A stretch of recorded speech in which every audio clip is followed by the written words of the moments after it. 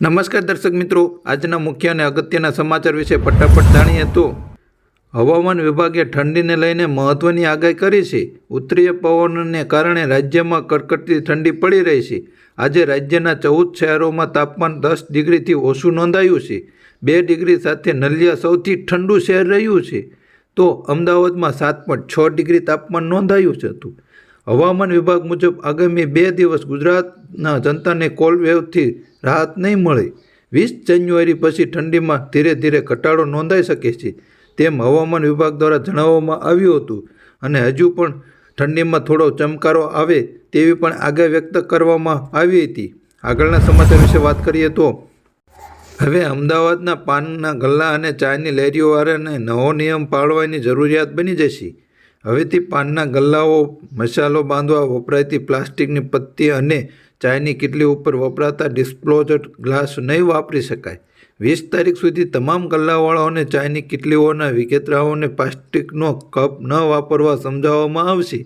જો તેઓ આવું નહીં સમજે તો ચાયની કિટલી અને દુકાનોને સીલ મારવાની કામગીરી પણ શરૂ કરવામાં આવશે. આવતીકાલે અમદાવાદ શહેરના આ ઝુંબેશ શરૂ કરાશે. એએમસીએ આ નિર્ણય લીધો છે, તેથી હવે અમદાવાદવાસીઓમાં ધંધા કરતાવાળાને પણ નિયમો પાળવા પડશે. વાલી અને વિદ્યાર્થીઓ માટે મોટા સમાચાર આવી રહ્યા છે. આજે શિક્ષણ વિભાગની મહત્વની બેઠક યોજાશે. નવી શિક્ષણ નીતિ મુજબ ધોરણ 1માં એવા જ વિદ્યાર્થીઓને એડમિશન અપાશે જેની ઉંમર 1 જૂન 2023ના રોજ 6 વર્ષની હોય. હવે આ નિયમ રાખવો કે તેમાં છૂટછાટ આપવી તે અંગે નિર્ણય લેવાઈ શકે છે.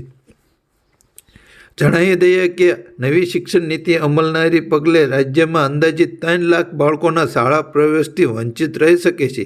તેથી વાલીઓ પણ મૂંઝવણમાં મૂકવાના છે. પોતાના સંતાનનું 1 વર્ષ શિક્ષણનું બગડે તેઓ ઈચ્છતા નથી, પરંતુ હવે નવો નિયમ આવી શકે છે. યુપીઆઈથી ટ્રાન્ઝેક્શન માસ્કને લઈને મોટો આદેશ આવ્યો છે. ચીન, જાપાન અને અમેરિકામાં કોરોના ઝડપથી ફેલાઈ રહ્યો છે. વધતા જોખમને જોતા ભારતમાં પણ પ્રતિબંધ શરૂ કરાયો છે. કર્ણાટક બાદ હવે કેરળ સરકારે જાહેર સ્થળે માસ્ક પહેરવું ફરજિયાત કર્યું છે. નવી ગાઈડલાઇન મુજબ લોકોને ઓફિસ, સામાજિક મેળાવડા અને ગીચ વિસ્તારોમાં માસ્ક પહેરવું ફરજિયાત છે.